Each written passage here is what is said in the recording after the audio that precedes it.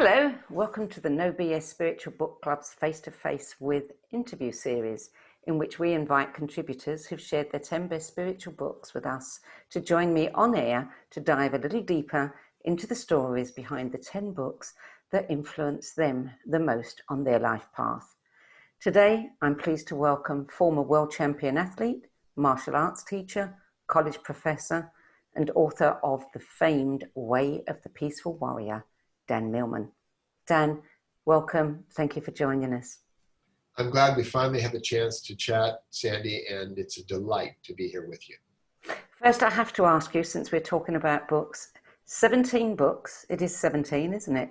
Yes. That have inspired and informed millions of readers in 29 languages worldwide. What does that feel like?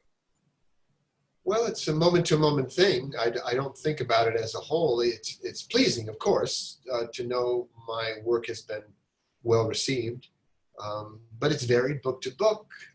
Fortunes have gone up and down. So, yes, it's quite satisfying. After a struggle, I am going to describe in an upcoming book a memoir. It didn't just happen. It didn't fall in my lap, let's say. No, it doesn't just happen, does it? And, and that's why I wonder when we look back on things like this, sometimes it's, how on earth did that happen? Yes, very much so. Yeah. Well, we always start this with two questions. And the first one is, what do books mean to you? Wow, I get an expansive feeling around my heart when I hear that. I don't know if you can see, since you and I are doing video, but I have a t-shirt on that maybe it's backward in your screen, but it's When in Doubt, Go to the Library. And it's by Hermione Granger, I think, okay. The Harry Potter series. Yeah. In any case, that's even I'm wearing it on my sleeve and in my heart. Books have allowed me to live many lives, to gain information. I can't imagine what the world was like when there were just a few people who had access to books, the transmission of knowledge. So philosophically and personally, books have meant a great deal to me. Encouragement, illumination. Books have been my first teachers. I'm going to acknowledge 4 primary mentors who've influenced my life and work in the memoir upcoming next year. But books have always been a mentor to me. And I think many people, I love that saying that those who don't read are no better off than those who can't. Very true. Yeah. So books have been a great deal to me and continue. These days, my eyes aren't what they used to be. So I tend to like audiobooks, going for bike rides or walks around the park. I walk with Tolstoy. I walk with all kinds of authors. Quite a variety of fiction and nonfiction. I have broad tastes in books myself, which of course we'll get into soon. So that's what they mean to me. They're time machines. They're living different lives, and just illuminations. You know, what you said about audio books is one of the things that I've found. You can read a book anywhere, you can read it on your Kindle, you can read it in paperback. When you walk and you listen to an audible book, something happens, and every time you walk that place again, you can't get that book out of your head. Somehow there's something associated there that becomes indelible. Leo Tolstoy and I used to go for walks up into the hills together. And when I walk up there, I just like you, I do associate it. And, books, what books allow children to do particularly, and one of the best things we did as parents was to read to our children every night. And it developed their imagination, their interest in reading, and just set off their lives in a good direction. But one of the things, when someone watches a movie, it doesn't leave a lot to the imagination. It doesn't develop the imagination. People go into a trance. They have an experience. I love movies. I'm a cinephile. I just adore movies, good ones. But when you read a book or listen to an audiobook, you are exercising your imagination. So it works just as well with audiobooks as reading. And you're able to do it. And, some people are purists. They go, well, if you're going into nature, don't you want to have the full experience and be able to see with your full attention the trees and so on?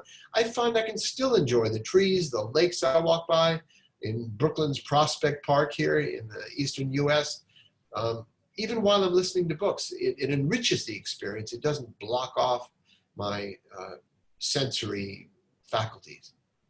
Yeah, my fervent wish is that children don't get so wedded to their technology that they forget to read, because it is. I mean, it's such and you're never alone with a book, ever.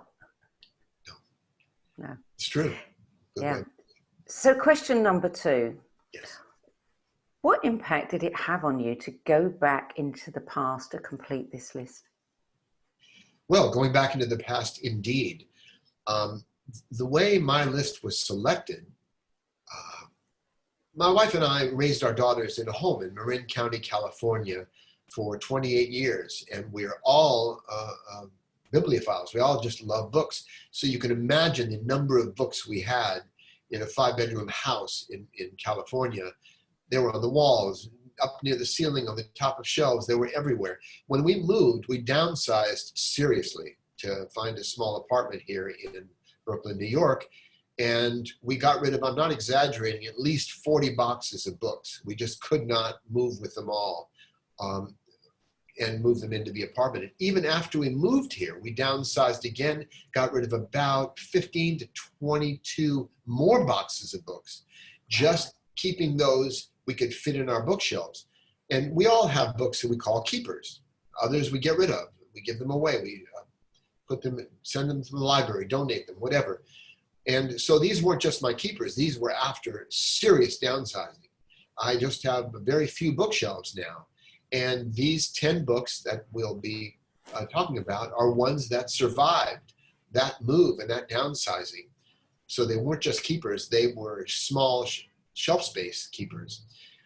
However,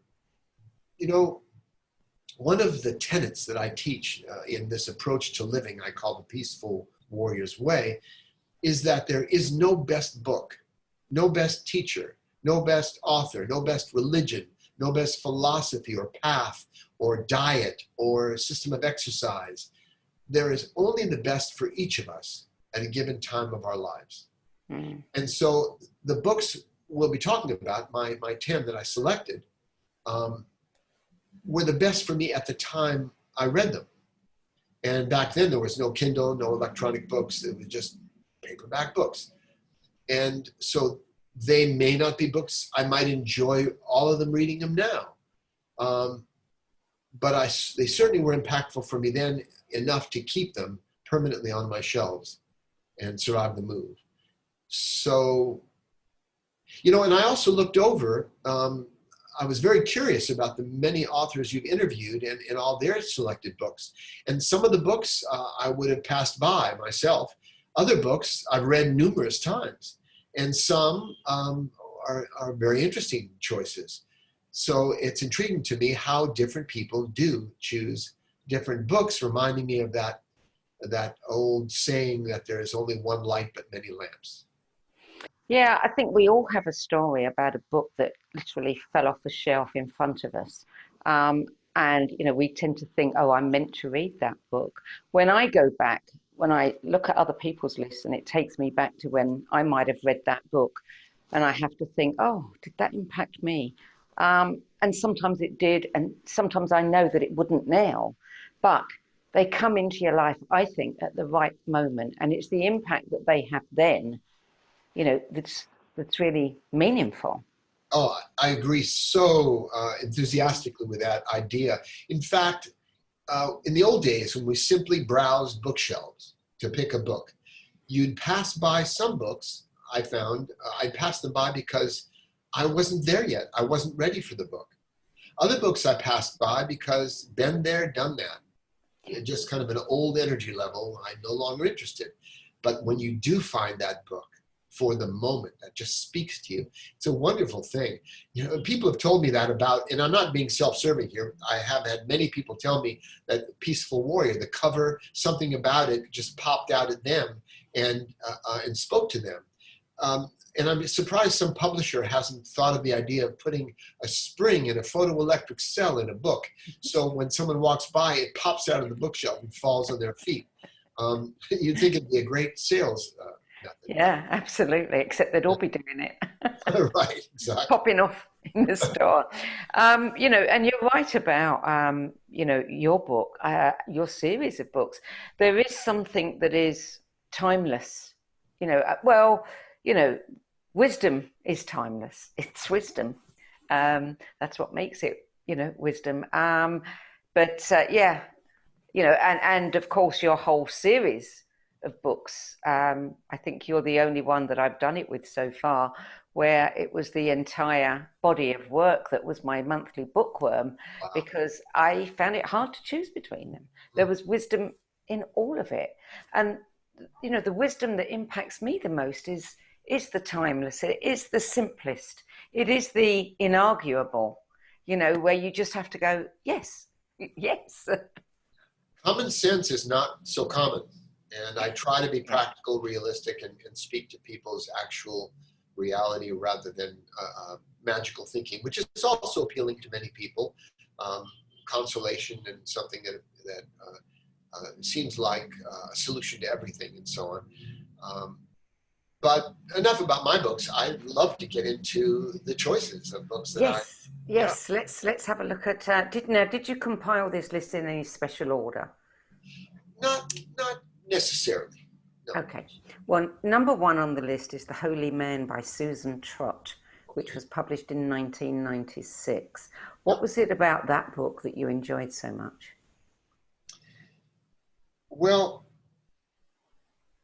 it's funny. I noticed something when I did a little research because it had been a while since I've read the books.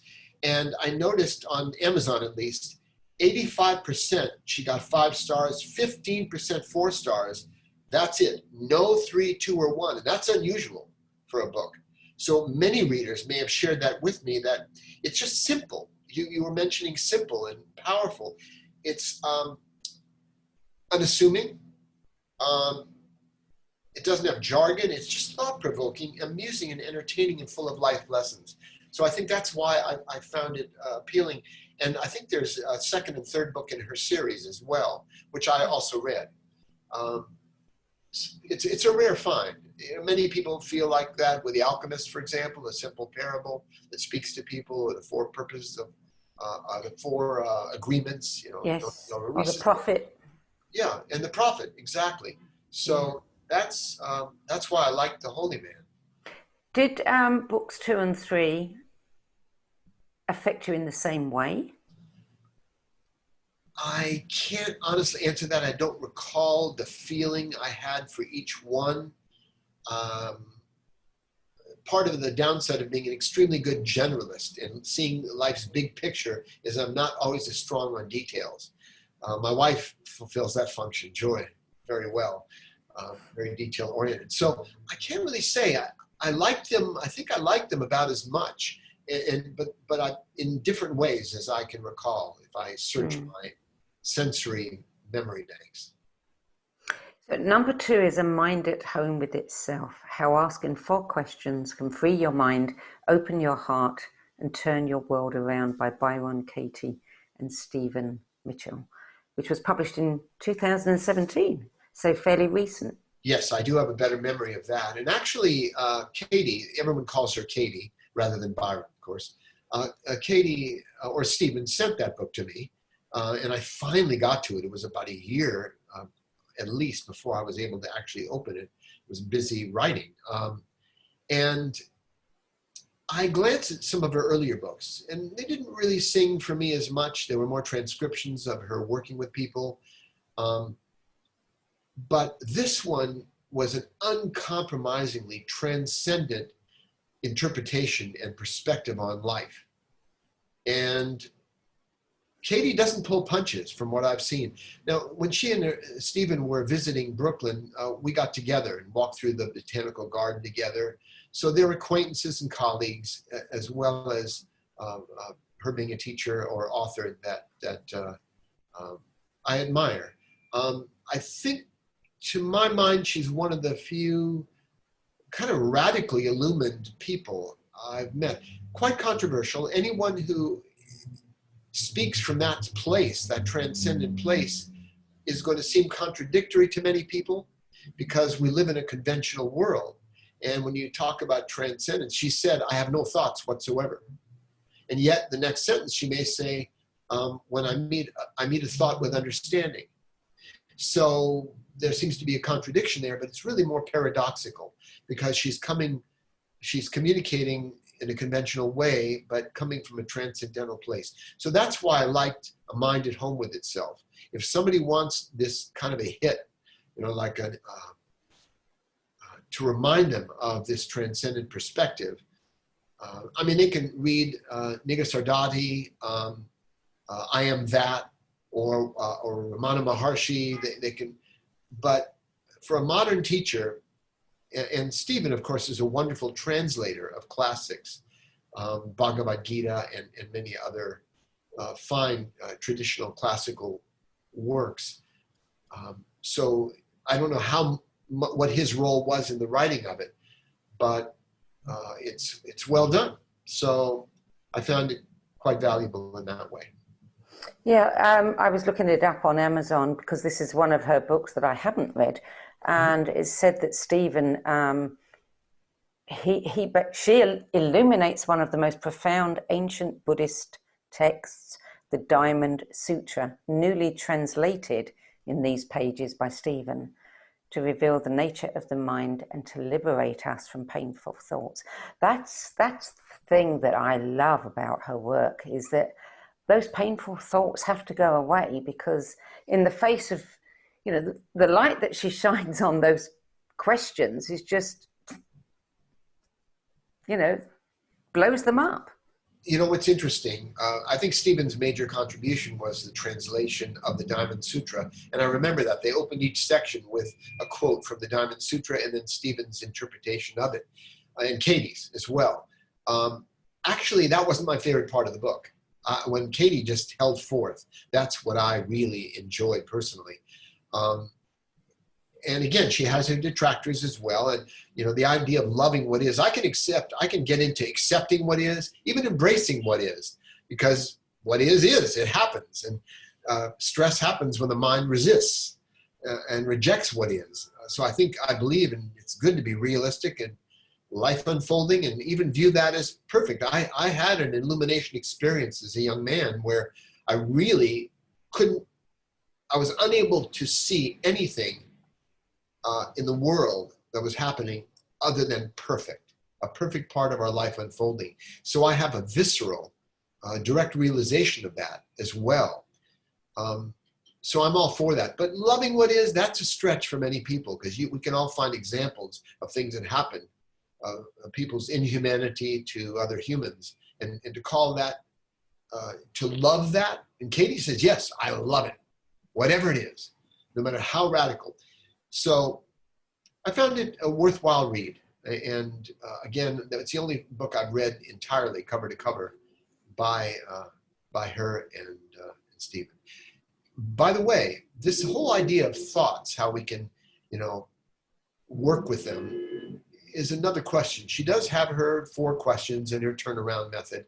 But I wonder if we could jump to another book, maybe out of order, Constructive Living. Of course you can. Because Constructive Living, what I loved about this book by a man named Dr. David K. Reynolds. He's a PhD, a psychological anthropologist. And in this book, he's drawing on the works of 2 of his mentors. One was a psychiatrist, a Japanese psychiatrist, and the other was a lay Buddhist priest. And combining these 2 approaches to living, I'm not going to try to explain his teaching, but I found it brought me down to earth again. And he reminds us that we don't really have direct control by our will. We can't will ourselves to have different thoughts than the ones that are popping into our head. Thoughts happen to us. Katie would agree with this. So we don't say, I think I'll think this thought next. Thoughts occur to us, they happen. They enter our field of awareness. So we don't have direct control. We don't have a spam filter in our head. nor do we have any control over the emotions we're feeling. We feel what we feel when we feel it. We do have control, however, over our behavior. And so he helped orient me toward an approach to living, and it has impacted my books from Everyday Enlightenment onward, that our lives are shaped primarily by what we do moment to moment, our behavior, which we have more control over and responsibility for, where we're not as responsible for the thoughts and feelings that just pop into our head or pass through us like the weather. So that's another approach to these ideas of thinking that may even, as basic as a teaching it may seem like, it may even transcend some of the more sophisticated trainings like what Byron Katie does, what that avatar training you probably heard about. Yeah. All those working with beliefs, all those things are still trying to manipulate our insides so we can finally live well. And there is another approach where we just focus on what do I need to do now. So that's why in my own teaching, Sandie, I don't encourage people to feel grateful or peaceful or happy or loving or kind or courageous or confident. I just encourage people to behave that way. That's what they're going to bring to life. I don't know if someone's enlightened, but I know if they behave perhaps in an enlightened way with compassion and courage and kindness, what I view as an enlightened approach to living. So I wanted to qualify the whole Byron Katie thing about we'll meet our thoughts and we have a method to not suffer our thoughts. But thoughts are sometimes positive and sometimes negative, and you can get on with a very good life despite that. And in fact, he has these principles in his book to accept your thoughts and feelings as natural to you in the moment. Accepting means you don't have to fight them, obey them, run from them, fix them. Just notice them as you would in meditation, and then get on with your life. So anyway, that's why I liked Constructive Living. It's a pretty radical book, but it's the kind of book where you go, yep, whoa. But interestingly enough, people like me read it and go, yeah, where has this book been all my life? Other people are absolutely put off and offended by it. Why are they offended? Well, especially neo-Freudians, psychodynamic psychotherapists who are used to dealing with people's emotional wounds and then getting into the emotions and fixing them and working through them. And now, emotions are very valuable. You can learn, they can give you useful information. A man named Eugene Gendlin wrote a book. He was at the University of Chicago, and he wrote a book called Focusing. The stories our emotions have to tell us, and they can reveal a lot. So I'm not suggesting we ignore emotions. They can provide information, but we can't let them run our lives. We can't let them, the tail wag the dog. We still need to decide how we can behave in each moment in a positive, constructive way, despite what we happen to be feeling or not feeling. Anyway, that's a bit more about constructive living than I intended to say. So I'm ready to jump into the next. Okay, so the next one is Stranger in a Strange Land, Robert Heinlein, 1961. And since pulling up your list yesterday, that book has turned up in my field about 5 times. And it's like... How interesting. Well, and it's unusual because it is, as you said, an older book. Yeah. And it came at a time in the 60s, and it was popular in the 70s, a time of change and exploration. But Heinlein must have come up with a germinal idea, the seminal idea. What if a young, naive, Candide-like Martian came down to Earth? He was a human born on Mars. And he said, what is Earth about? What are people in society about? And he explored it from a fresh, almost naive viewpoint. And some people have heard the word grok, G-R-O-K. I grok that. That came from the book. And it's the only, is it? I think it's, well, it's one of the only fiction books that I have on my list. But it was an out-of-the-box book that shook me up when I was a young man. I was in my late teens, I think, or mid-teens. when I read that, it was a whole different way to look at the world. Now, someone might read it now. I haven't read it for years and might say, oh, this is a little dated or I don't know. But Heinlein is recognized as one of the great science fiction writers with Isaac Asimov and others, and Bradbury. But this book is really his classic. I think it won a Hugo and or Nebula Award. It did. Yeah. It won a Hugo and all-time masterpiece, they call it. And of course, this young man teaches people really about love, I think. Is that correct? But in the process, I think, doesn't he start some kind of cult or foundation or group?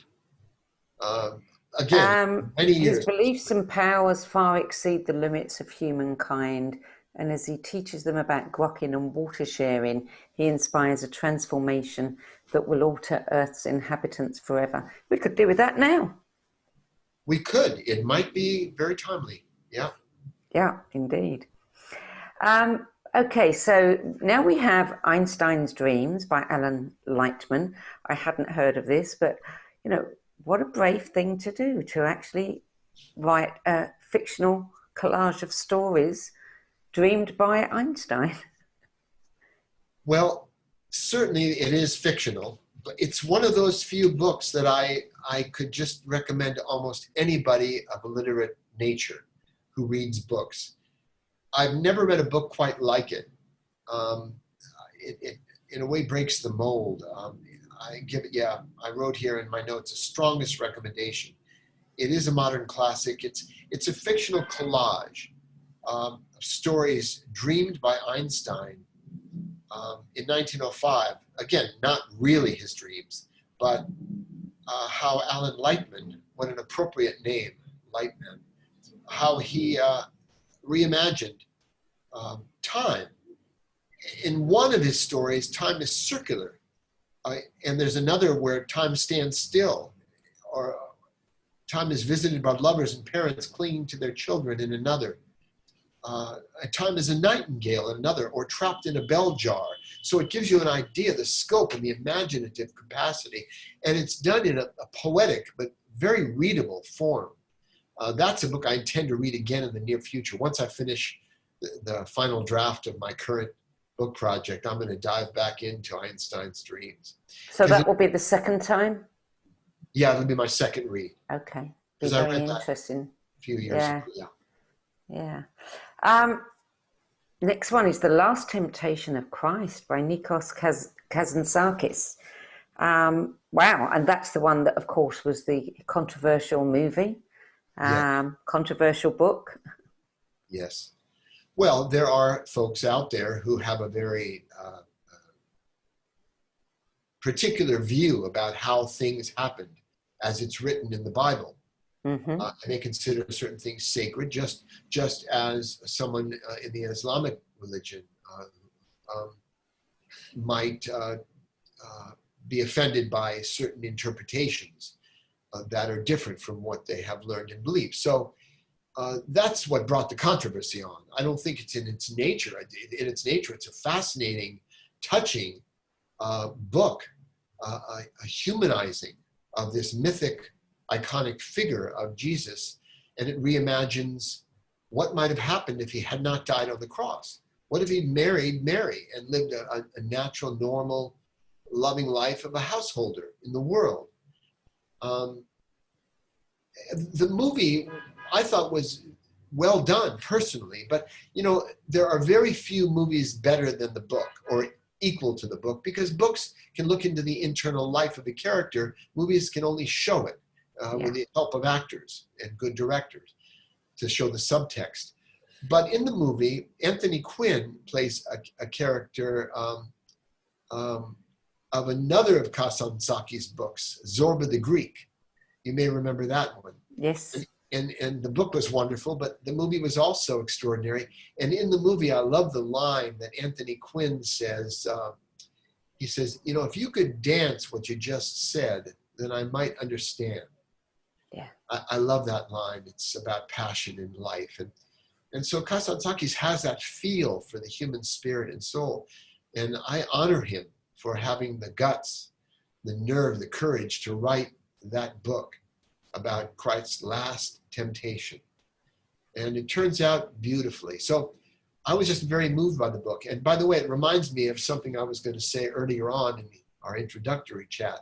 I once asked my daughter, who reads a lot, and she's a writer now, and she was about 12, 13, 14 years old. I think 12. And I asked her, look, you read a lot, Sierra. What books, can you give me a list of books you consider really good spiritual books? And she did give me a list. I don't remember the list, unfortunately. But not a single one of them was anything like you or I might consider a spiritual, new age, religious, metaphysical, shamanistic type book. One of them was called My Night of the German Soldier, I think it was called. You may recall that title. But they were books that inspired her. To her, that was what spiritual meant. And so they weren't on metaphysical topics or anything like that. They were ordinary stories about life, but they were all books that inspired her. And maybe that's really what spiritual is about, what inspires us and infuses us with spirit. Yeah, I guess it has to be. I mean, it's such a subjective thing, isn't it? Yes. Yeah. I'd love to get some books from children. You know, what are the most inspiring books for them? Just, listening to them talk about them, I think would be fascinating.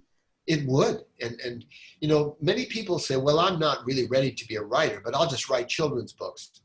But it's somewhat of a hopeful, naive idea, because it is just as hard, or if not harder, to write a good children's book. Many authors don't really get kids. If you have children and you know what 2 to 7-year-olds, 3 to 7-year-olds, or 10-year-olds like, you have a better feel for how. Like, I wrote 2 children's books. One is called Secret of the Peaceful Warrior. It's sort of a very scaled down version of Way of the Peaceful Warrior for kids.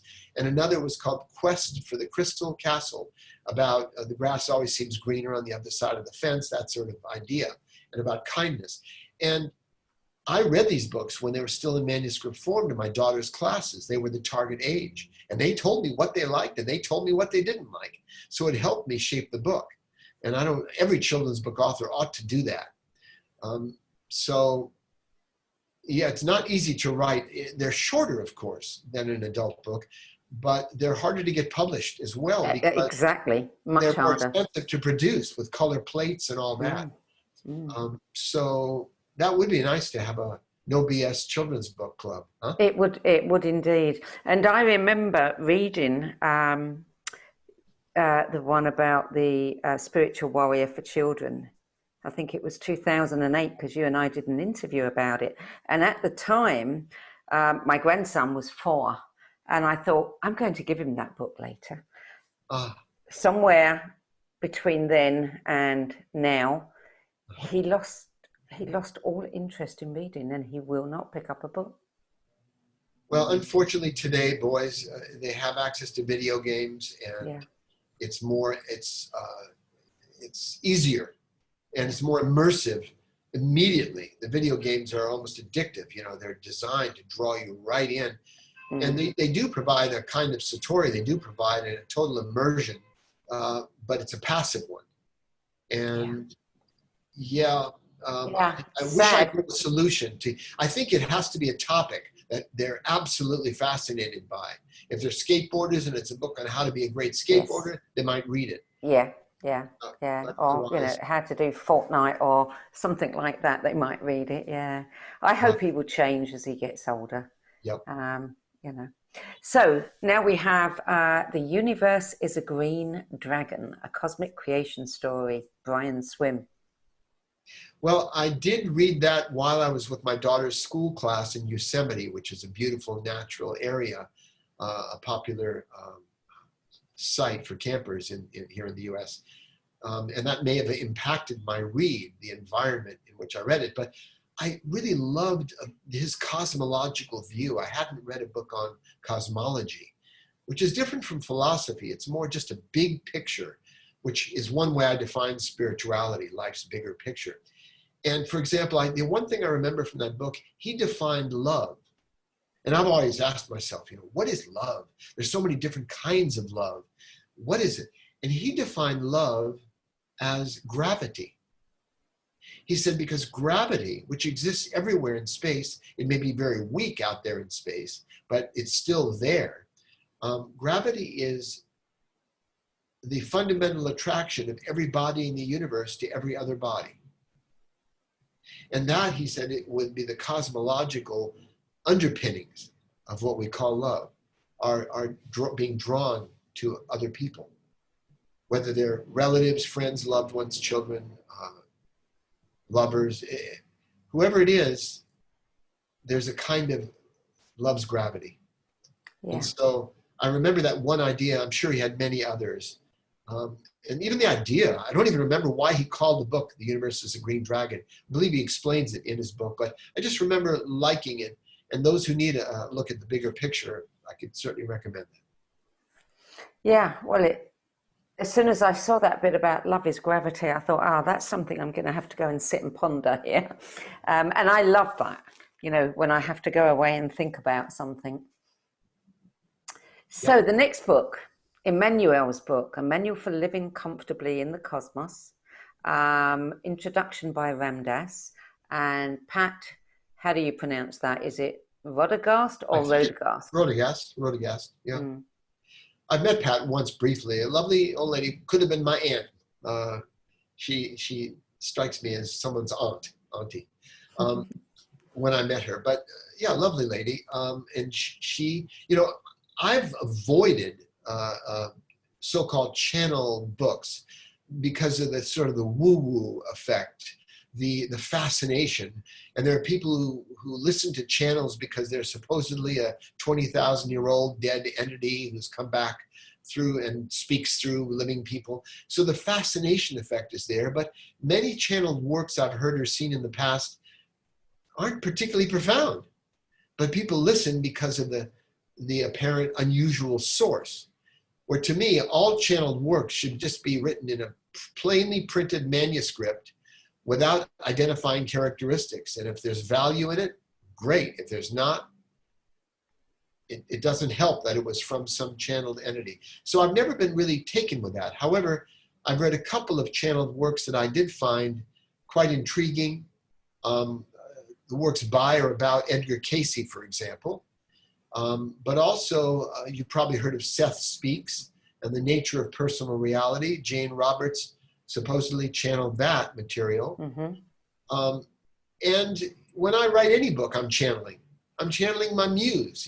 Where do we come up with ideas? Where do the ideas pop into our heads? And we go, where did that come from? That characters who don't exist in one moment suddenly are fleshed out in the next. Where does that come from? Is it our subconscious? Is it from another life? Who knows? But this particular channeled book by Pat Rodegast, or through Pat Rodegast, called Emmanuel's book, to me has the quality of Gibran in The Prophet, or the poets Rumi or Hafiz. Apparently, this is a non-corporeal entity, this Emmanuel. But the way he speaks and what he says and the wisdom that this entity conveys is quite profound. If you know somebody who's died recently, if you're concerned with your own mortality, if you know someone who's committed suicide, many of us do. I have several friends. It's a mystery, always a bit of a shock. But Emmanuel speaks about all these topics: life, death, suicide, love, relationships, parenting, and in a way that's quite profound. So this is the one I can unapologetically, unselfconsciously recommend in terms of the purity of energy, which is probably why Ram Dass considered to write the foreword to it. Yeah, and I was looking again on Amazon. It says that in the introduction, Ram Dass says, being with Emmanuel, one comes to appreciate the vast evolutionary context in which our lives are being lived, and at each moment we are at just the right place in the journey. As Emmanuel points out, who you are is a necessary step to being who you will be. Oh, beautiful. And as isn't only it? Ram Dass could express it as well. Yeah, Um, yeah. beautiful, beautiful. Yeah. Mm. And there was also a book 2, The Choice for Love, and a book 3, What is an Angel Doing Here? Apparently. Oh, I hadn't read those, and I Mm. may not where I am now, but yeah, I don't know what the reviews. I might look it up on Amazon, just see what readers thought of it compared to my book. I think book. Unfortunately, authors are often compared to their signature book. You know, people go, "Well, I liked Dan's book, but it wasn't quite up to Way of the Peaceful Warrior." But I think if I had just met Socrates in a shopping mall and continued my teachings with him, my readers would have been quite pleased. But that's just wasn't in the Yeah, cards. I had other yeah. books to write. Yeah, everyone's got a reaction, everyone's got an opinion.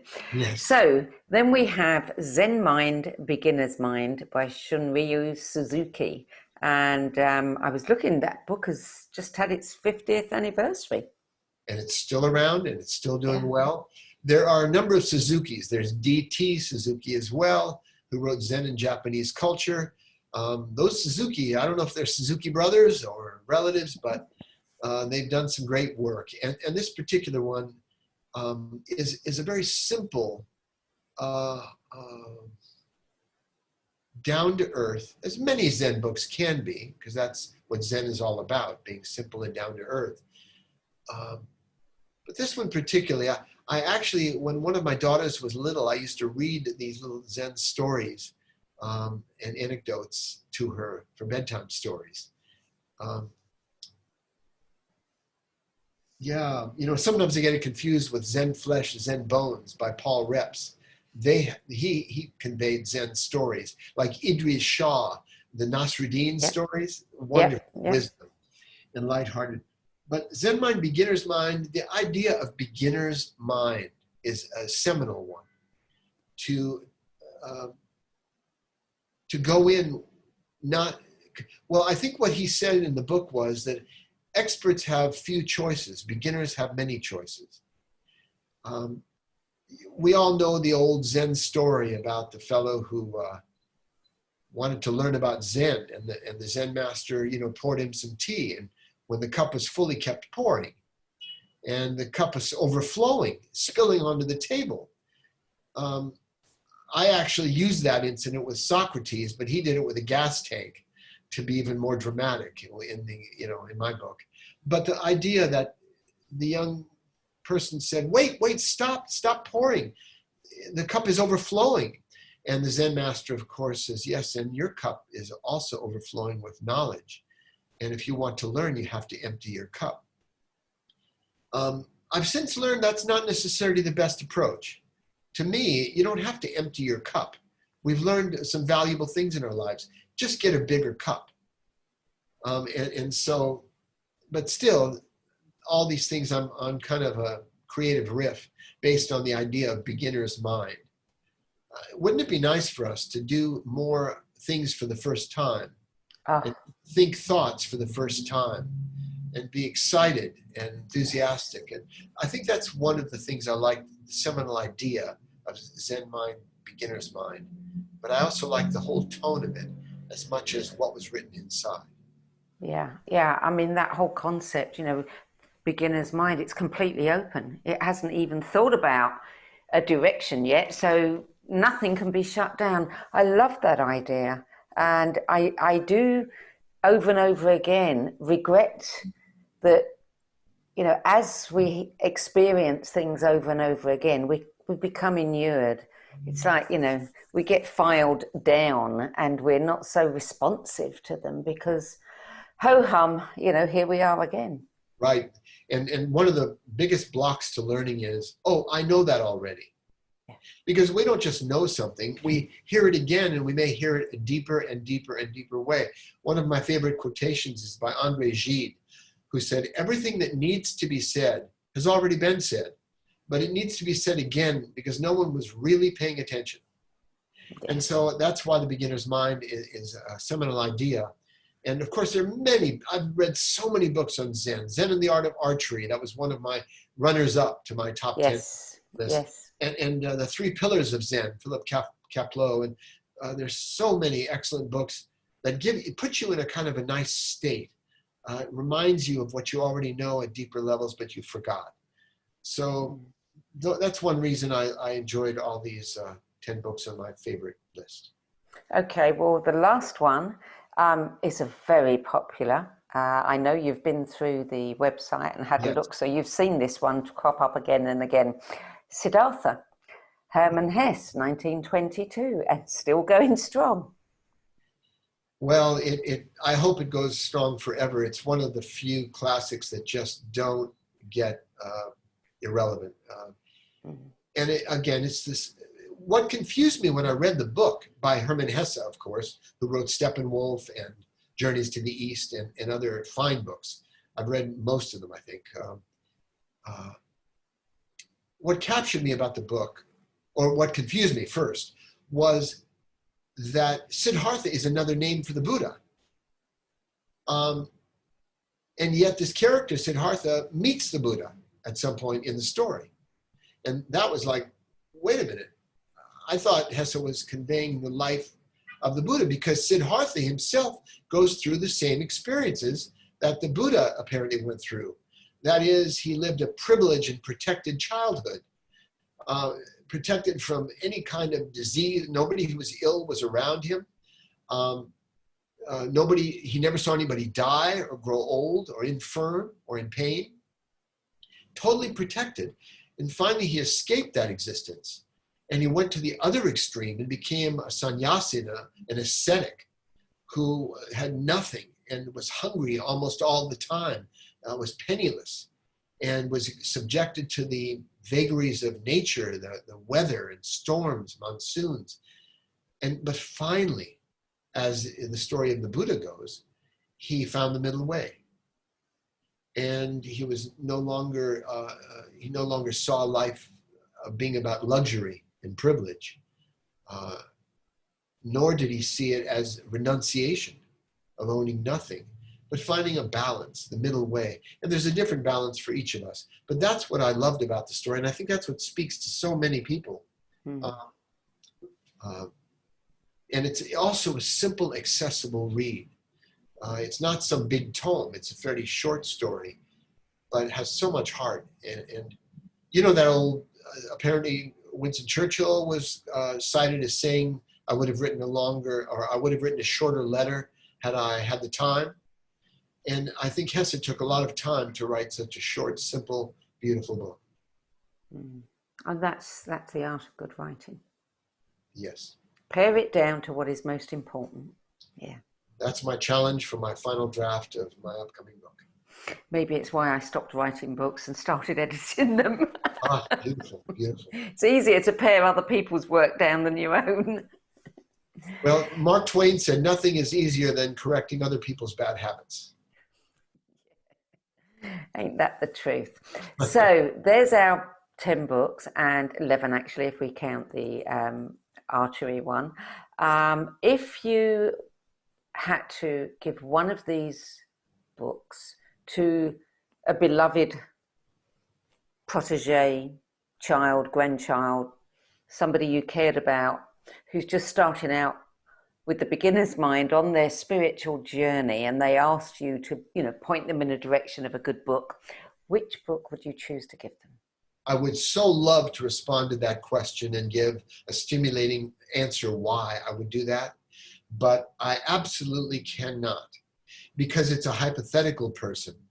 And if it were a very specific person, and I do often recommend books to people, but I recommend them to that particular person at that particular time, someone I know well enough.